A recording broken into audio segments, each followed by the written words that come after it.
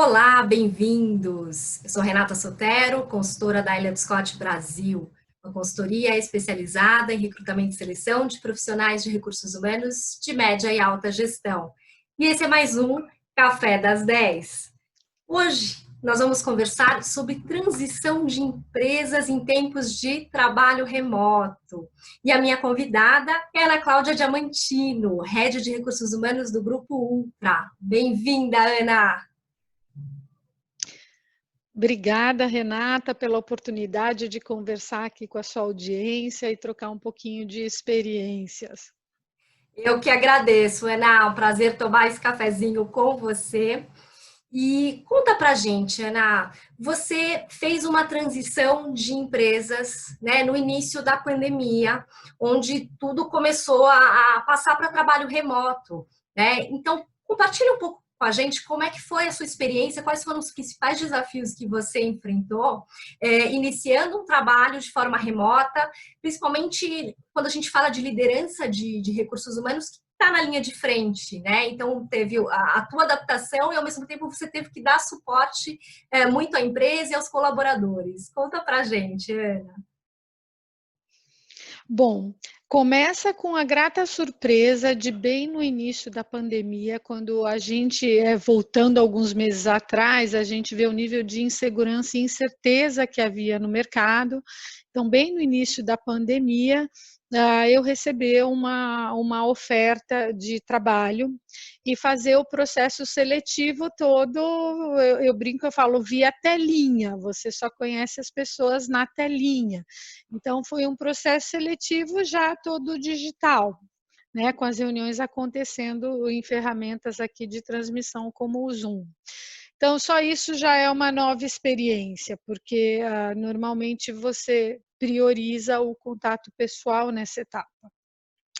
Agora, o desafio começa mesmo quando você fala, tá bom, eu vou começar a trabalhar, como vai ser isso? Então, eu tive um primeiro contato com a empresa no primeiro dia de trabalho para assinar contrato e pegar os equipamentos que hoje viraram nossa vida, né? Notebook, celular, headset, e é disso que a gente vive hoje. E comecei, então, a minha experiência de assumir um time à distância, de conversar com essas pessoas sem jamais tê-las visto, sem conhecer o ambiente físico da empresa, sem conhecer a cultura funcionando ali na vida ao vivo, como é que as pessoas utilizam os espaços, como é que é a hierarquia dos espaços, que faz muito parte de uma análise de entendimento de cultura, especialmente para um profissional de RH. Então, me apresentar para o time, conhecer cada pessoa, ouvir cada pessoa, ter uma disciplina maluca de horário, porque quando a gente fala de reuniões online, a gente fala de exatamente um horário de início, exatamente um horário de término, e tentar criar um vínculo com as pessoas que você não vê. Um vínculo, uma relação de confiança, de como você vai trazer essa pessoa para o seu projeto, simplesmente com alguns minutos ali por dia na tela, né? Então, tudo muito novo. Apesar de estar numa companhia multinacional antes, onde o uso de ferramentas de reunião à distância era muito frequente, porque a gente conectava diversos países, no meu dia a dia, no seu dia a dia no escritório, você está com o seu time. Eu acho que esse é o principal desafio que eu encontro hoje, né? De não estar próxima ali do time. Mas tudo é um aprendizado, né? E a gente vai se adaptando, criando maneiras, e aí você descobre formas de se comunicar com figurinhas, com GIFs, para trazer um pouco mais de leveza na comunicação, uma frequência intensa de conversas e trocas com os diretos, para que você consiga manter ali um mínimo de alinhamento, de conhecimento. Eu posso dizer que a experiência ela é nova, ela é dura, mas ela é muito enriquecedora, porque você descobre que você tem habilidades que você não tinha. Né? Essa questão de enfrentar a tela do computador o tempo todo para ver pessoas era uma habilidade que eu não sabia que eu tinha. E hoje eu confio muito nela. Muito bom. Ana, e a gente tem visto algumas empresas que entregaram seus escritórios, e isso também tem muito a ver com o segmento que elas atuam, a cultura da empresa, que não é o caso de vocês, né? Vocês já iniciaram o retorno aos escritórios. Conta pra gente Uhum. como é que foi esse preparo, como é que tem sido essa volta. Legal. O Grupo Ultra, ele atua num segmento muito específico que é tido como atividade essencial. A gente está no segmento de óleo e gás, a gente está no segmento de logística de óleo e gás, a gente está no segmento de farmácia. Então, as operações do Grupo Ultra em seus negócios todos, elas nunca pararam. O pessoal de linha de frente nunca parou. É o pessoal que manteve, junto com o pessoal de alimentação, junto com o pessoal de saúde, junto com o pessoal de serviços médicos, é o pessoal que manteve o país vivo e operando durante todos esses meses. Então, a operação nunca parou. Isso quer dizer que a única coisa que a gente conseguiu fazer foi transferir a atividade do escritório para as casas, mas o volume de trabalho nunca diminuiu. Então, a gente não teve, na holding, que é onde eu estou hoje, a gente não teve processo de demissões, suspensão de contrato, de nada disso. A gente manteve a força de trabalho operando o tempo todo e a gente, inclusive, continuou contratando para diversas vagas que estavam em aberto. Então, como a natureza do nosso trabalho é essencial e ela exige uma presença constante no dia a dia, o escritório também não se vê como uma parte dispensável disso. E ele, dentro da nossa expectativa, não tem entrega de escritório, não tem desmantelamento de operações físicas, a gente retorna para a nossa normalidade de maneira gradual, parcial, respeitando os tempos de cada um, as condições de saúde, com muita adaptação com a parte de segurança patrimonial, as estações de trabalho, os restaurantes, a gente dá condições para que as pessoas retornem. E a gente acredita nesse retorno gradual, mas a gente acredita muito na presença física, na convivência humana, muito. Então, eu vejo várias empresas fazendo um shift violento, falando, não, não, não, agora a gente acredita que dá para fazer tudo de casa. E eu penso, né? Mas caramba, será que estava tudo errado então? Tudo, a vida toda? E agora a gente vai para esse modelo sem nenhum medo, porque a gente foi para o home office muito bem instrumentalizado, vamos dizer, de laptop, de headset, de telefone, mas os nossos processos não foram desenhados para funcionar dessa maneira, eles foram desenhados para funcionar com um prédio no meio do caminho. E a gente não consegue fazer essa virada do dia para a noite, você tem que redesenhar sua mentalidade, sua forma de construir processos. Então, estamos muito confiantes, retornamos em São Paulo no dia 3, retornamos com pouca gente, mas o suficiente para dar vida ali para o prédio, para você ver todos os processos e sistemas funcionando, restaurante, limpeza, lanchonete, as estações de trabalho separadas e divididas. Retornamos em Campinas uma semana depois, respeitando sempre o mapeamento do estado de São Paulo em relação à cor da zona onde aquela região se encontra, e tem sido um retorno muito bom. A gente investiu muito em comunicação nesse período, então a gente fez lives, a gente fez treinamento numa plataforma online onde a pessoa consegue observar ali todas as mudanças que foram no prédio, como ela deve se comportar nesse prédio novo no retorno.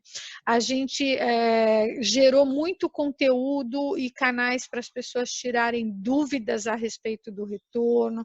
Criamos aplicativos para reserva de vaga de garagem, para gente que não ia de carro poder ir de carro.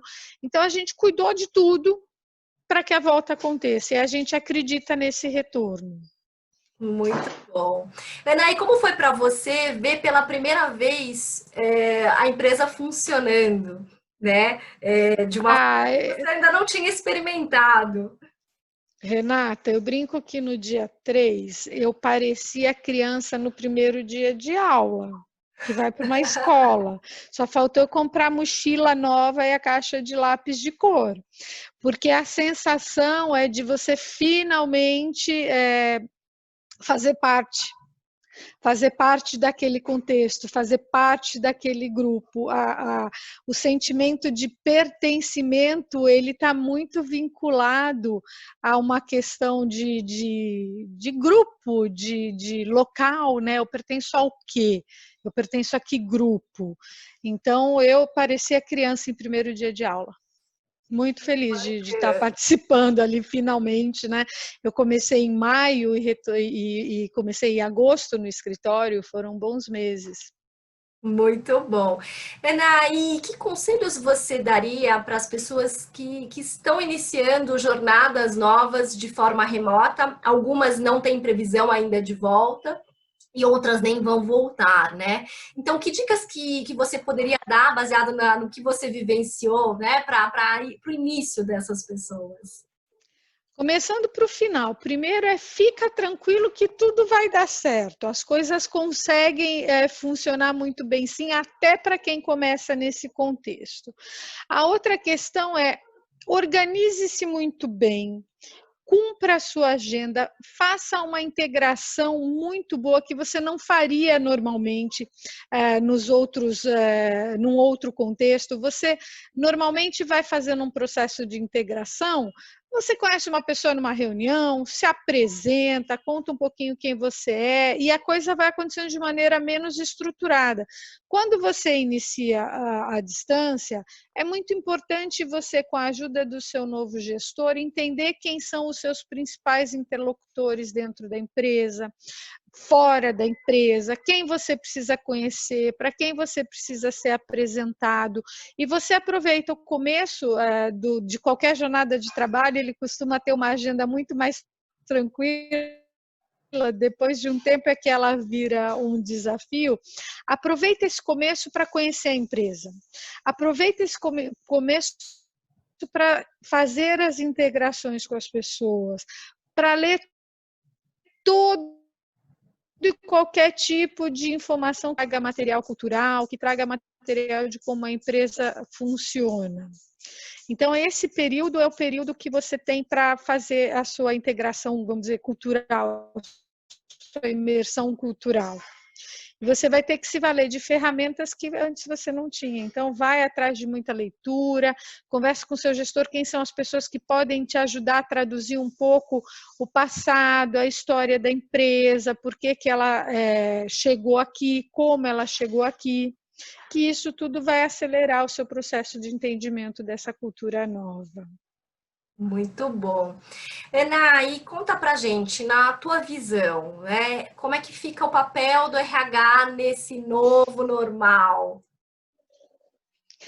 Eu acho que a gente teve um papel aqui muito importante no processo todo de como lidar com a tomada de decisão de colocar as pessoas trabalhando em casa e depois toda essa discussão legal, porque veio uma série de MPs, de normas, de regras diferentes para o período da pandemia e como você retorna ao trabalho com segurança. Então, vamos dizer que esse arcabouço mais pesado, mais legalista, ele é muito importante nesse momento, mas a gente tem um outro lado que é rediscutir como é que serão essas novas relações e interações, como é que eu vou fazer os encontros que antigamente eu fazia, como é que eu vou fazer, usar ferramentas que antes eram muito comuns de team building, de tratar questões de construção de parceria, construção de time, como é que vai ser isso para o futuro?